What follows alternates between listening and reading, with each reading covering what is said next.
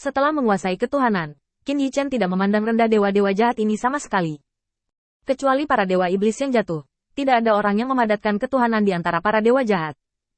Bahkan jika mereka mengembangkan seluruh dunia untuk menjadi orang percaya mereka, tanpa ketuhanan, mereka tidak bisa menjadi dewa. Mereka berbeda di alam, dan ada perbedaan. Apakah itu umpan balik yang dapat dibawa ke orang percaya saat ini, atau pencapaian di masa depan, itu tidak pada tingkat yang sama-sama sekali. Adapun yang disebut utusan, bukankah itu sesuatu yang bisa disegel dengan santai? Qin Yichen tiba-tiba mengangkat rasa jahat. Lagi pula, menjadi pengasuh untuk dua orang ini sendirian benar-benar terlalu merepotkan dan perlu diredakan.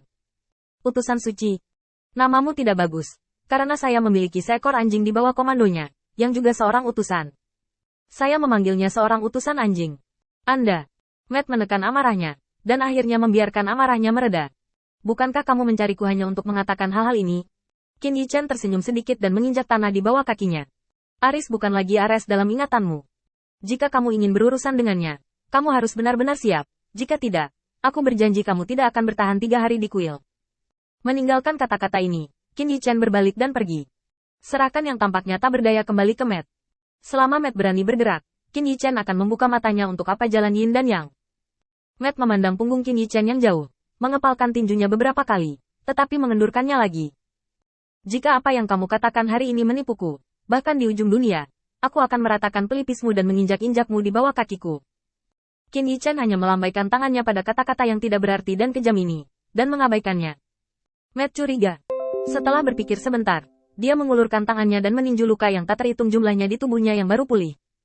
Setelah menyelesaikan penyamarannya, Matt kembali ke kuil. Berpura-pura terluka parah dan sekarat, menyeret tubuh yang berat, bergegas kembali sepanjang jalan. Pada akhirnya, ketika para prajurit kuil menemukannya, mereka kehabisan kekuatan terakhir, dan jatuh ke tanah. Di kuil, Ares, Dewa Perang, masih terdiam dalam catatan yang merekam kata-kata Qin Yichen. Mendengarkan penjelasan Qin Yichen pada saat itu, dia selalu mengalihkan pikirannya, tetapi sekarang dia berpikir dengan hati-hati. Ares, Dewa Perang, memiliki pengalaman yang sama sekali baru. Apalagi saat membuka pertempuran-pertempuran besar yang sudah terekam. Ares, Dewa Perang, tidak tahan, dan merasa sangat menjengkelkan. Hei Qi, kamu membiarkan orang membakar semua buku itu. Sial, begitukah caramu berperang? Satu serangan bisa meledak selama ratusan ribu tahun, dan itu tidak terasa memalukan. Jika Anda membiarkan angin mengambil alih komando, saya pikir 10.000 orang sudah cukup untuk menghancurkan 100.000. Tidak, 500.000 lawan yang tidak punya otak. Hei Qi dengan cepat memerintahkan orang untuk melakukan hal yang sama. Dia telah bersama Ares, Dewa Perang, untuk memahami, hanya untuk melihat strategi paling sederhana, dan kemudian melihat medan perang kuno itu.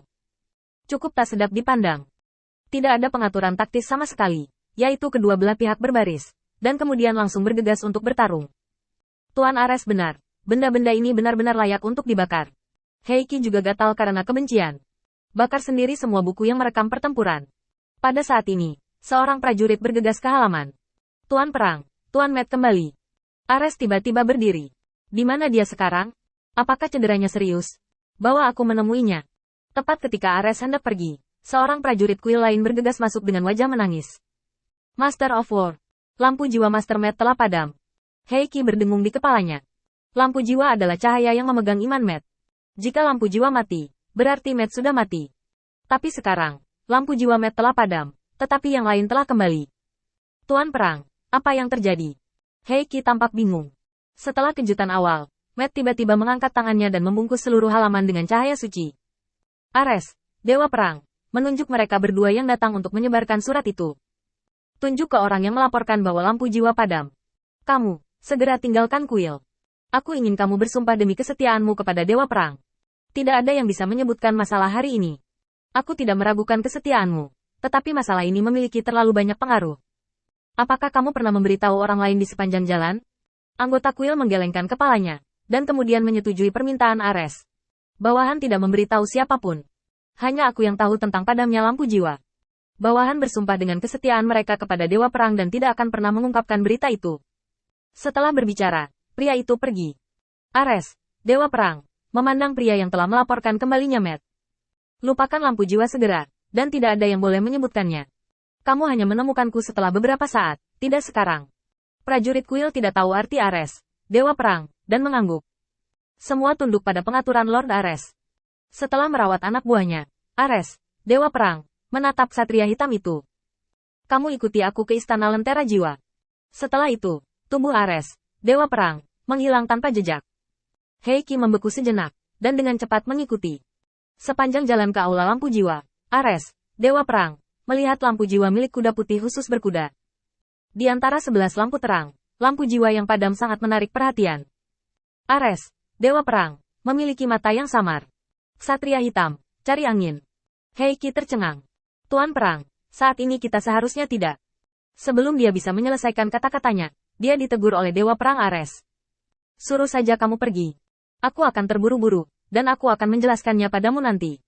Heiki belum pernah melihat Dewa Perang Ares begitu memarahinya, dan dia tidak terlalu memikirkannya, dan pergi mencari jejak Qin Yichen sepanjang jalan. Di Aula Lampu Jiwa, Ares, Dewa Perang, memperkenalkan keyakinannya dan menyalakan lampu jiwa Matt. Setelah melakukan semua ini, Ares membawa tangannya di punggungnya dan kembali ke halaman kecil dalam sekejap. Kali ini, dia masih menatap danau yang jernih. Tapi di hati saya, tidak lagi sedamai sore itu. Angin, seberapa banyak yang kamu tahu? Sekarang aku punya ide bahwa aku tidak bisa membiarkanmu hidup lebih lama. Alasan mengapa kamu ingin menyembunyikan strategi dan pengetahuanmu adalah karena khawatir aku akan melawanmu. Bahkan aku dalam perhitunganmu. Tentu saja, Dewa Perang Ares tidak akan melupakan hari ketika Qin Yichen secara pribadi memusnahkan monster tingkat 4. Apa yang dikatakan Qin Yichen kepadanya secara langsung? Matt tidak mengkhianatinya, tetapi bagaimana jika dia diganti? Meskipun Ares tidak tahu metode apa yang digunakan pihak lain untuk menggantikan Matt dan meninggalkan tubuhnya, dia tahu bahwa Qin Yichen sekali lagi secara akurat menghitung apa yang terjadi pada Matt. Hanya setengah bulan setelah memasuki kuil, saya sangat memahami kuil. Dalam hal ini, saya tidak sebaik Anda. Ares jarang mengakui kekuatan orang lain. Tetapi pada saat yang sama, pikirannya tentang Qin Yichen menjadi lebih tegas. Ambillah untuk Anda gunakan sendiri, atau hilangkan sepenuhnya. Dia tidak bisa membiarkan orang yang menakutkan seperti itu mengembangkan kekuatannya. Itu pasti akan menjadi milik seluruh dunia. Bencana.